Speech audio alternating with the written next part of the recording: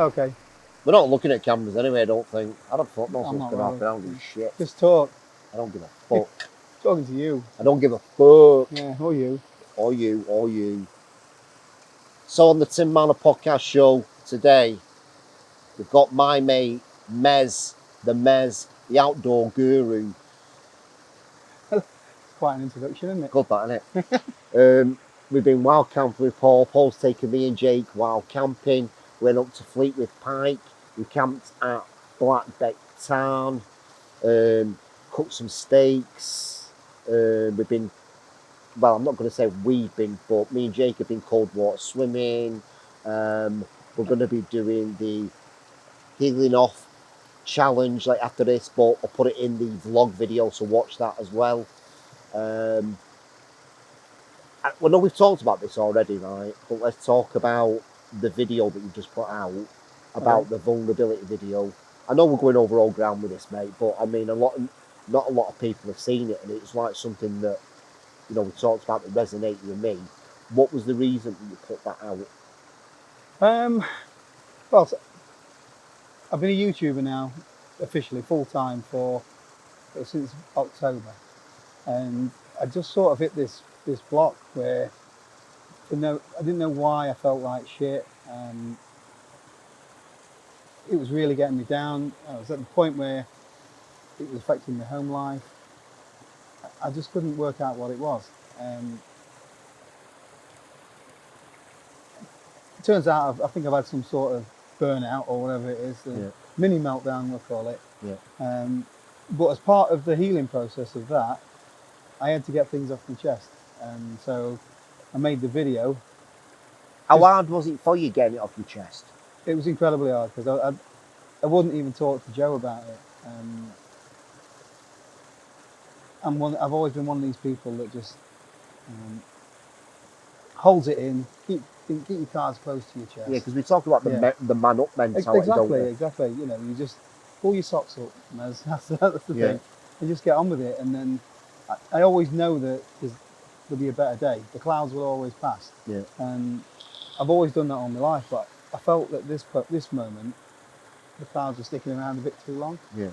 So yes, part of the healing process. I eventually opened up to Joe, and there's a massive weight off my mind. You know, had a bit of a cry and all that kind of stuff. And I just wanted to get everything off my chest and document it. And I made it for me. And your way of journaling, because we said this before about some people write it down, get it off the thing, but your way's talking. Yeah. Video format. Exactly. So I made it for me. I said to Joe, I'm going out, I need to film something. I don't know what it's going to be. So I did it, put it together, and I said, you can watch that. It says, but then I'm deleting it. It's gone. And she says, she watched it, she says, that's so powerful. You need to share that with people. I said, no, nobody needs to know. It's my problem. It's not anybody else's problem. And I mentioned in the video, there's a guy, his name's Nate. He's got a channel called Channel Makers, and he'd been through a similar sort of thing. And his video had helped me, and it helped me like realise what I was going through. And Joe says, so you're grateful of his video. How many people? Tell me about what you were going through, though. What led to the fact of you actually?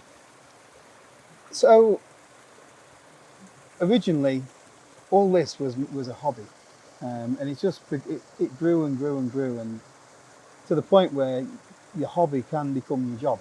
So I've got the dream life. So you see, where you're going out doing camping, making a video, living the high life really. But then it sort of becomes your job. You start to take things more seriously. You feel like it's got to pay the bills. It's got to, if you don't grow, you know, are you a failure? All of these different things. You start looking into data analytics, comparing yourself with other people. All these things are going through your head. And then you've got TikToks, you've got all these other different platforms that you're trying to be successful at.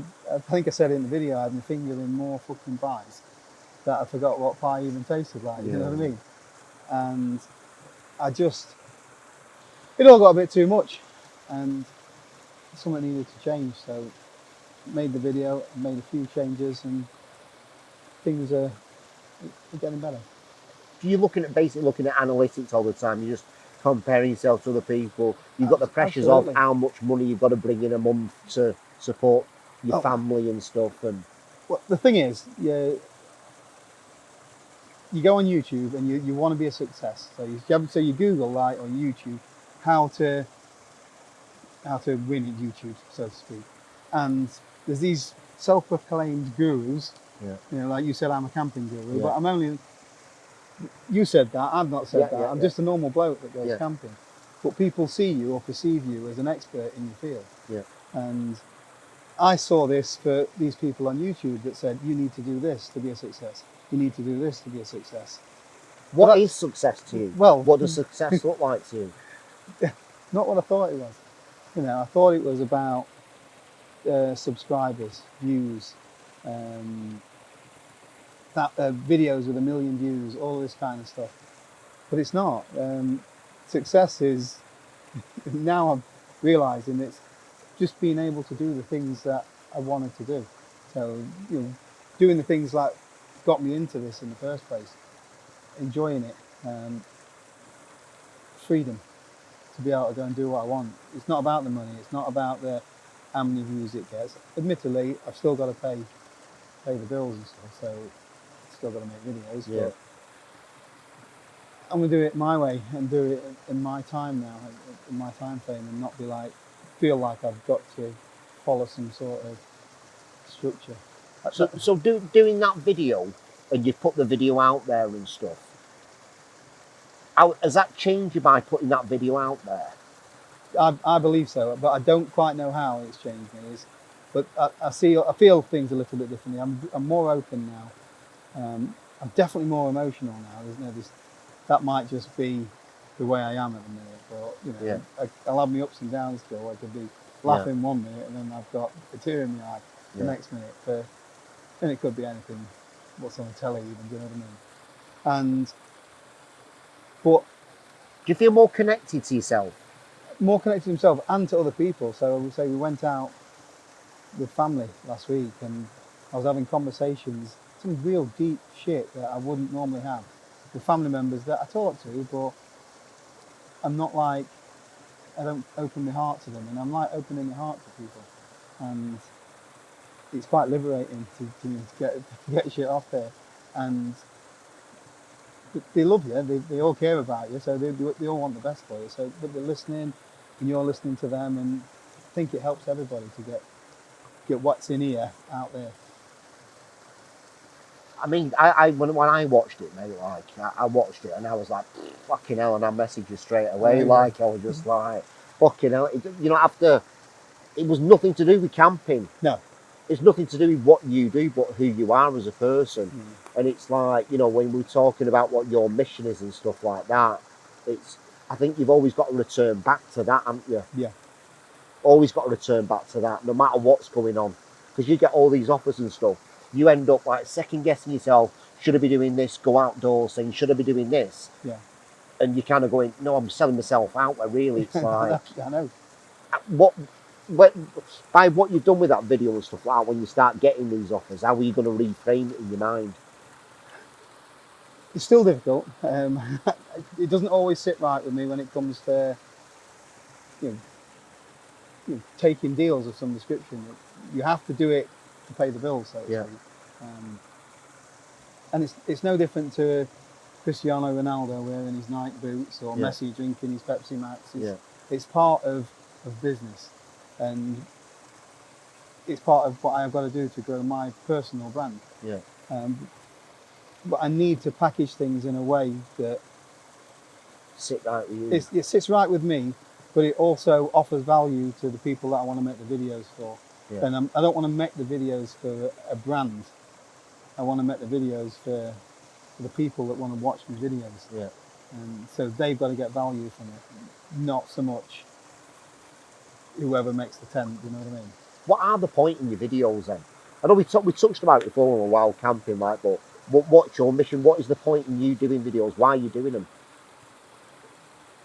When I first started getting into YouTube, I learned so much from other people. Yeah. And what they'd shown me gave me inspiration and passion, and it's grown into something magical. And all I want to do is encourage more and more people to get out and do this kind of thing. The messages and the emails and all that we get from people from all ages, from toddlers Yeah. to people in the 70s and 80s that said, "You've been up a hill for the first time in 40 years after watching one of your videos." Because I'm not like your average athlete, am I? I know I'm ripped, but I want to show that just a normal bloke or woman or child or whatever can get out there and have some kind of adventure. You don't have to climb Ben Nevis the first time you go out. Yeah. Just walking down your local park, just coming to somewhere like here, you can park up and within 5 minute, 10-minute walk probably, we've got this. And this is absolutely stunning. And you don't need to be any sort of athlete or adventurer to come and do this. Appreciate this. You don't have to pitch a tent, you don't, baby steps, innit? Come do this, fall in love with it, and then world's your oyster. What's your goal then? What's the end play for the Messner brand, for the Paul Messner brand? It is, there isn't a set number, but it is just to get as many people as possible in the outdoors and promote it in a good way. It's not just about getting outdoors and sitting drinking beers around the thing and trashing the place. Come and enjoy it, leave it as you found it, and then come again. So let's on that, let's talk about leave no trace and what leave no trace means to you, because obviously you get people throwing this word out quite a lot. What does leave no trace mean to you? When it comes to camping or hiking, things like that, leave no trace basically means you come and you left it as you found it. You take away whatever rubbish you bring. So if you come and have a beer, you push your can up, take it home and recycle it when you get home. Mm-hmm. On occasions, I'm happy to pick other people's rubbish up, put it in with my rubbish and take it off. There's times where you get to places and you see they totally trashed the place. People have carried 16 cans of Strongbow up, but they can't carry the empties down. Do you know what I mean? Yeah. And I just don't get that mentality. So, leave no trace is basically leave the place as you found it, or better. You're going to have a bit of flat grass and footprints. That's as much as it gets, but that can be said for anything. Even the wildlife, they leave footprints and a bit of flat grass, don't they? Do you want to talk a little bit about the events that you're going to be putting on? We were just talking about that, weren't we? It's just a... Listen, I want to do it because I need to get it out there. I want you to manifest it, right? Because I believe this is the future of what you're going to be doing for you and Joe. Okay, well, it's not a pipe dream. We've thought about it before, and we were going to do it this year, but we've got other things in the pipeline, like a wedding next month.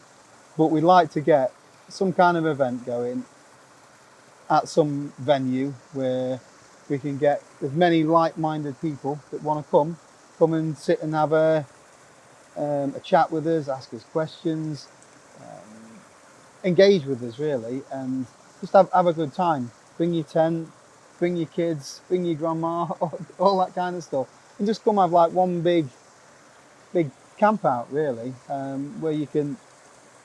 It'd be sick, this, mate, wouldn't it? Well, there's that many people that want to get involved with this kind of thing. But it's just like, someone wants to start off wild camping, where do they go? Do you know what I mean? It's like, I need them to find you. Yeah. Because you're genuine, you're not doing it for views, you're doing it because you do care about people, Paul. A million %. And it comes across in your videos, everybody who watches them says it. And it's like, sometimes I feel like I want to slap you because I need you to get your message out there more, but I can't do that because he doesn't. That's just my perception on it, right? Yeah. You know what I'm like? I'm a bit of a balloon. You know what I mean? You've got a lovely nature about you, and you're going to do it your way, whatever. Yeah. But I need to keep challenging you and keep fucking giving you a kick up the arse and Paul fucking. That can be dangerous though, because I remember when you first you first reached out to me, so all this stuff, Yeah. the brand and stuff, is all down to you at the end of the day. So from out of nowhere, I get this video pops up, Yeah. and of something. How long ago was it? It's 2 years this month. 2 years. It, popped up on Joe's Facebook thing this month, and I think she shared it again. Yeah, yeah. I remember I sent you a message. It says, I've just seen your video, Tim. That stuff looks actually amazing. Can't thank you so much. What's it going to cost me as well? What I said to you. Yeah. And you said, nothing, mate. You said, can we set up a Zoom call? Blah, blah, blah. And we had a bit of a chat. And I asked why you did it. And you said, good things happen to good people.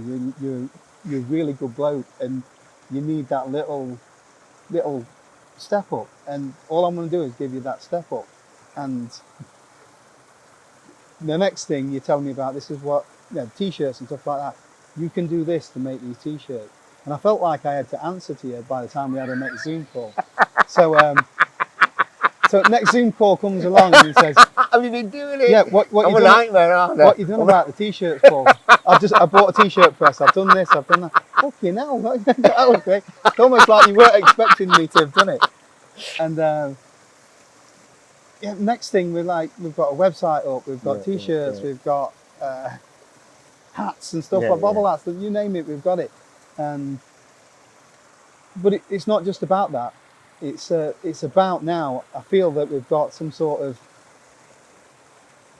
there's something that stands for what we're trying to achieve. Yeah. So the people that buy me t-shirts and all that kind of stuff, they're not buying them because they're like trying to compete with Rab or Montana or one of those kind of things. They're buying it because they want to buy into the community and something that's bigger than themselves. Yeah. You know what I Yeah. mean? And the amount of people that stop us in the street, in the hills and all that kind of stuff, I've not yet seen a t-shirt in there. In the it's street. Just coming down. No. My brother's been stopped a few times by people saying, "I know him," you know what I mean? Because he's always it's cool, all family wear as well. Yeah. So it's just brilliant. And I've lived. It's changed my life and my thought process. Just because I didn't get why you did what you did. Yeah. Because I lived a life where people don't do that kind of thing. You go to work and you do something for somebody and they want something in return, or you owe me and stuff like that. Yeah. And you've never asked for anything of me other than you asked me to go in that pool there. And I said, And you no. still didn't do it. but you know what I mean? Yeah. You've asked for nothing from me, and I've spoken to you lots of times, and you get the buzz out of helping people out. Yeah. And that is why I started making videos. Yeah. And that is why I still make videos. I get a buzz out of helping people out. I think that's why we're friends, mate. It's just like, but when it comes down to it, our core beliefs are exactly the same. Yeah. We just do it in different ways of doing it. But when you really come down to it, it's just making sure people are looked after, and you know what I mean? They're doing it the right way, and they're not. What I've always had from your videos is that you've never ever sold out. No. You've had some really big offers and stuff like that. That you know VPNs and all this. 4,000 to do it. You know what I mean? You've not done it. Yeah. There's odd things that I've tried that I've done that I wish I hadn't. You know what I mean? Yeah. It's one of them things that when you think you've got to make, it's about making a living. You've got to do certain things.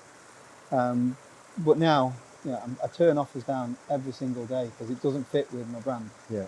I've got one sponsor now, and it's only because I use that product every single day for my business. So, that's it. I just don't.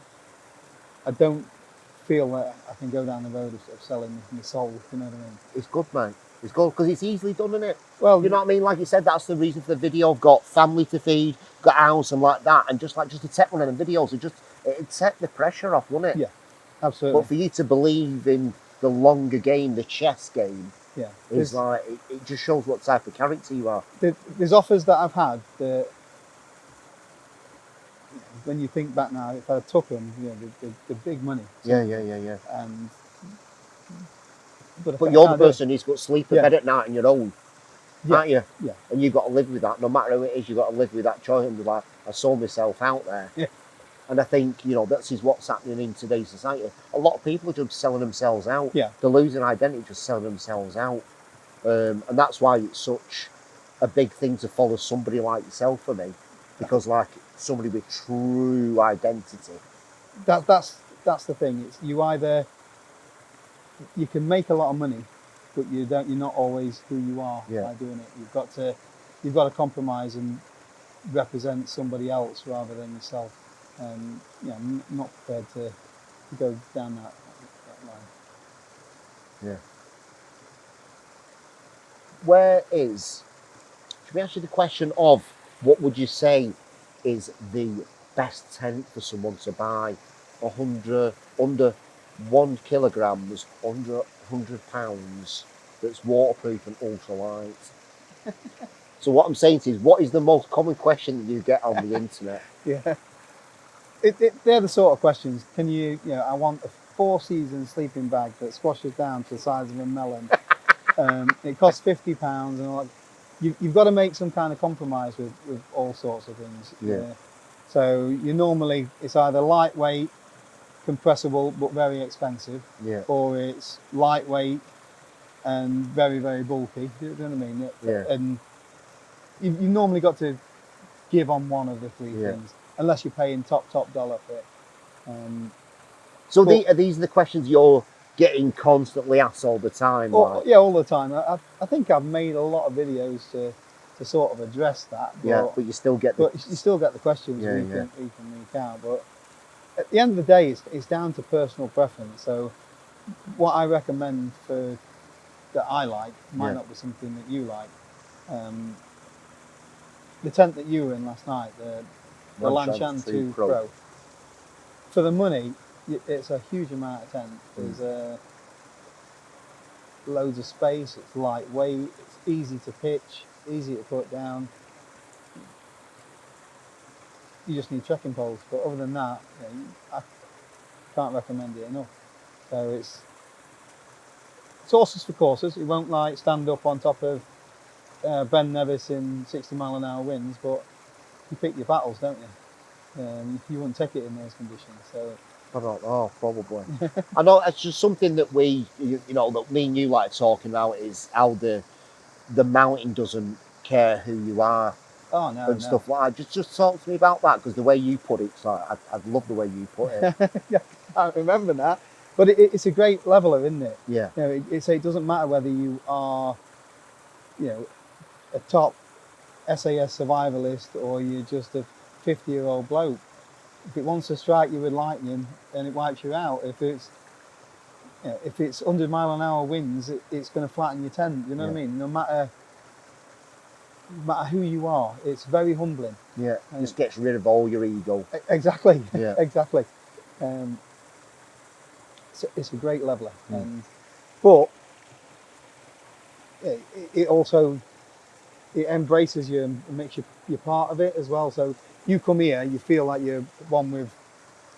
You're not getting closer to nature, are you? I don't think. When you're pitching your tent on a mountain, there's nothing like it, mate. No. I mean, me and Jake were talking about it before, and it's just like somebody who's never been wild camping before, to describe the feeling that you get is I won't know how to explain it to somebody. It's not something that you can verbally communicate. It's something that you have to feel.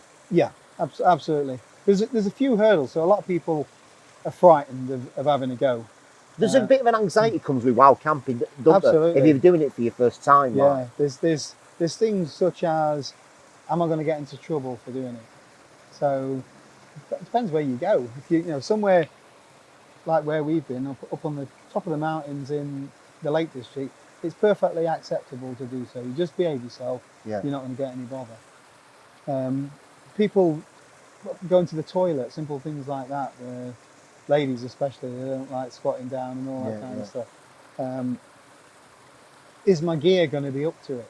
You need to just do your research a little bit, but pick the right time to go. If it's going to be check the weather forecast, pick something that's not very windy, Yeah. something where the weather's going to be mild in temperatures, and you can get away with virtually nothing. I was asleep in a bug net last night.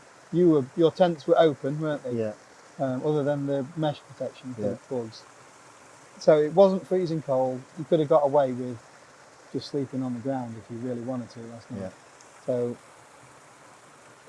but when you get in, when you've actually done it, you know, you get in rate buzz, don't you? It's first time for me, and still lots of times since I get goosebumps. So it's just that freedom. And that anxiety, you can get over that and coming out your comfort zone with it as well. There's a great feeling when you wake up in the morning in the middle of a mountain that you just can't describe to somebody who's been nervous about, like, kind of. How do people get over that? What do you?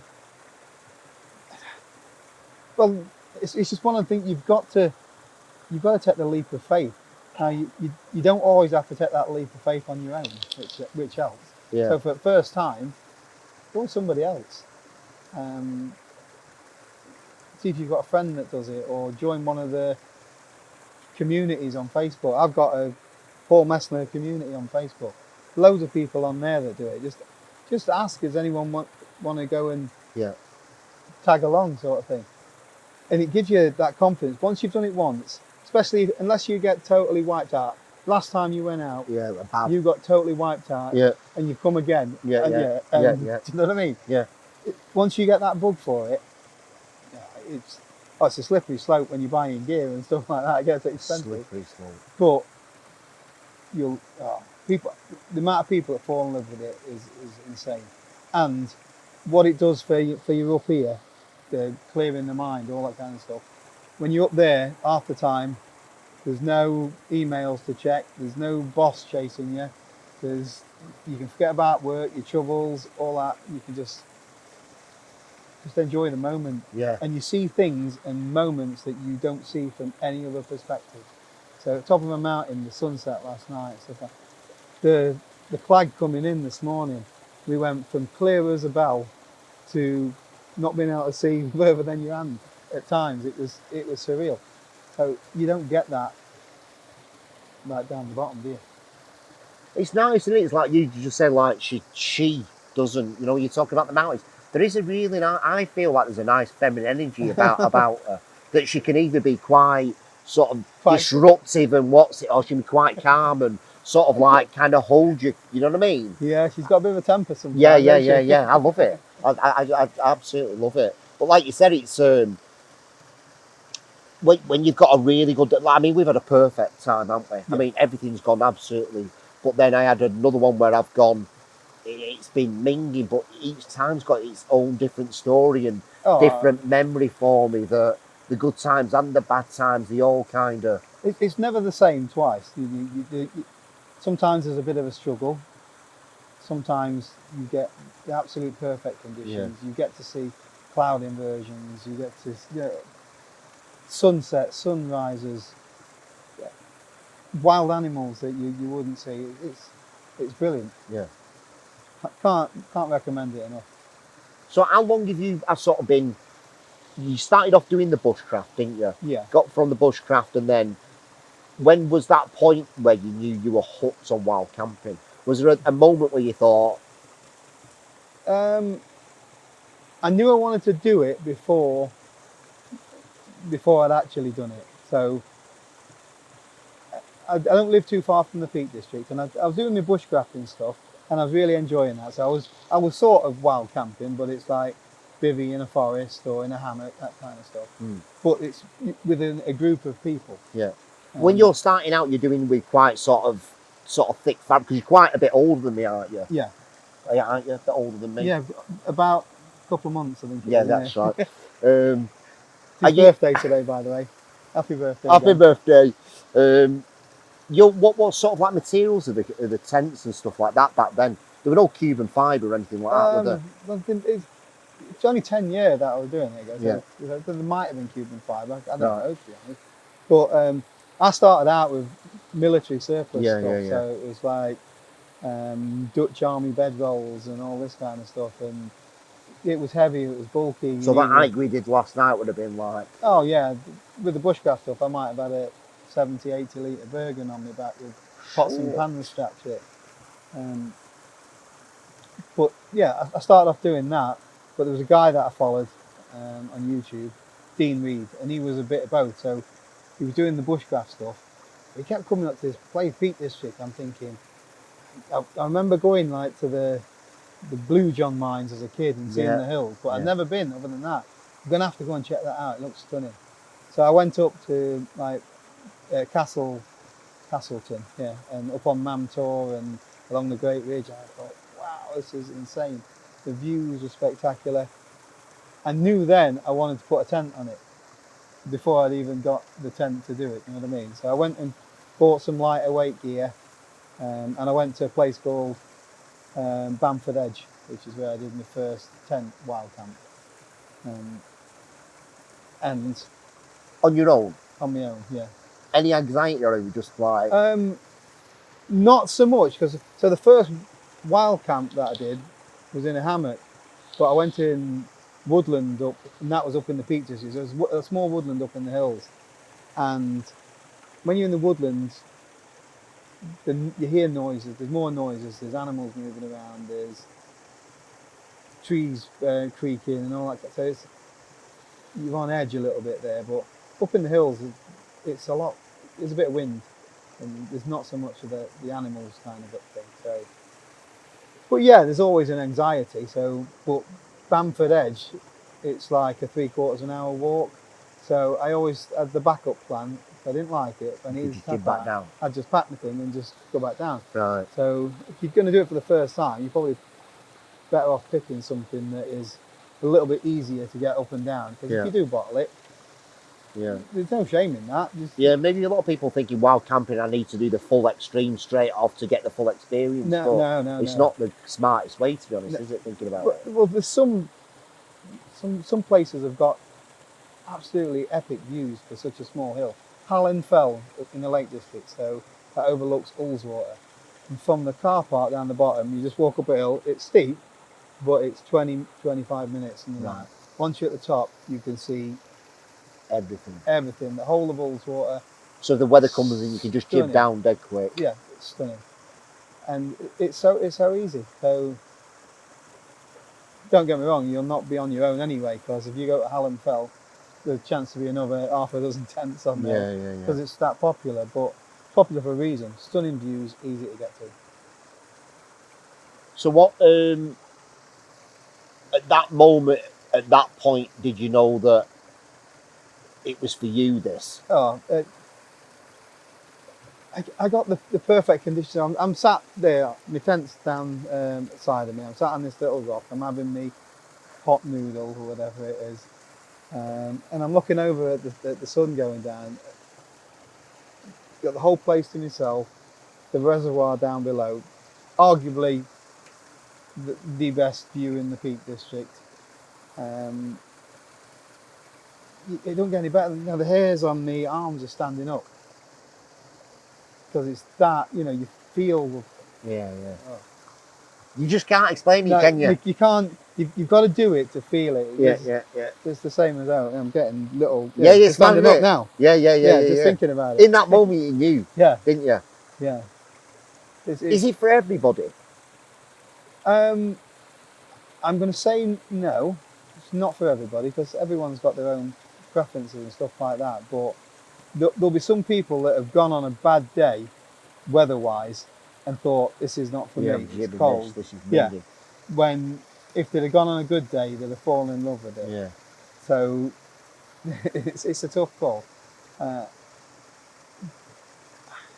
you don't know if you don't try it. So you've said, I've been watching your thing. I've told you. It's your comfort zone. You're in this comfort zone, and you just plod along each day as it comes. And as you say, fuck all happens. Fuck all happens in your comfort zone. Every now and again, you've got to take a foot out of it, and try something that you just wouldn't normally do. And this is something that most people wouldn't normally do. But what you get out of it, the fulfillment at the end's like, Well, you have a look at the video that goes out anyway, yours and mine. Yeah. Some of the views that, especially from up there on Fleetwood, when we first got up there, Stunning. oh my, insane. Yeah. And I think it is. I think Bolton here is one of my favourite places. Yeah. Yes, it's my favourite part of the Lake District, without doubt. Yeah. You can go on any of these hills, and it's epic. And just get a different perspective of the place as well. Exactly. You're in a different place, but the same place. It's beautiful. How do you take what you've learned from in the mountains into the real world?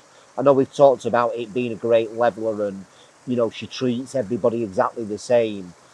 Is there something that you take from that back into, I'm going to call it real life, but I think you've got to treat everybody the same. You've got to be like the mountain and treat people the same. You might be Richard Branson, but you're just a man, same as me. Your definition of success might be to have millions of pounds in the bank and a yacht and an island.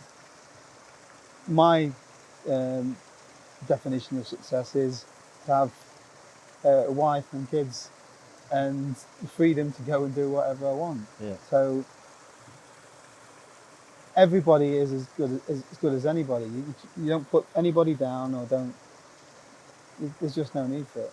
Would you class yourself as successful? I would say I would say I'm successful, because I'm almost at that point where I've got everything that I need. I know we were talking earlier on, weren't we? And I said, what are your goals? Blah blah blah. And what do you want to do? And you said that I don't need to do anything now, because I've got everything that I want.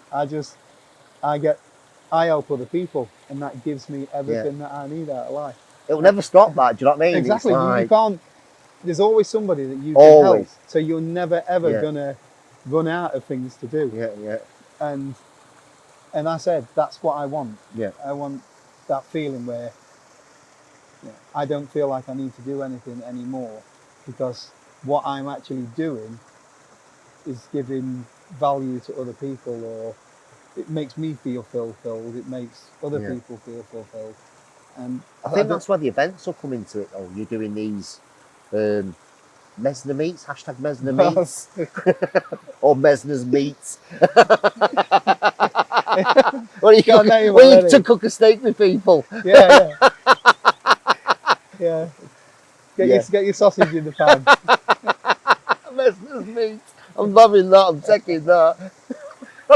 Do me a t-shirt with that on it, Messner's meat. I've count with Paul and his Messner's meat. Okay.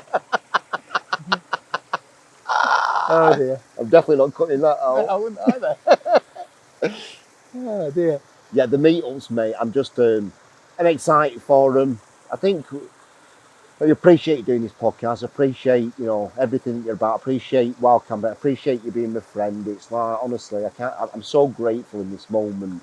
I'm going to wrap the podcast up with that, mate, because it's I just want everybody to go to your channel, Paul Messner. I want people to follow you on Instagram. You're back on Instagram now, aren't you? Because you came off for a bit. Yeah, sort of. Yeah. It's on and off. When I do too much of that. What are you on Instagram? What's your handle on Instagram? It's Paul Messner, but the S's are 5s. So. What is the reason for that? Someone else is Paul Messner. So you just decided to change it to 5s? Yeah, I just changed it to 5s because there's no other Paul Messner. So there's no other reason. I thought it was something really clever. No. I'm not clever enough to do that. Yeah, I thought it was because you were 55. It'll be all right when I'm 55. Yeah. Right. Thank you so much, everybody, for listening. Thank you, mate. Thanks for everything. Thank you, Paul. Appreciate it, brother. Cheers, Paul. Always. Bye, everybody. Bye. Bye. Bye.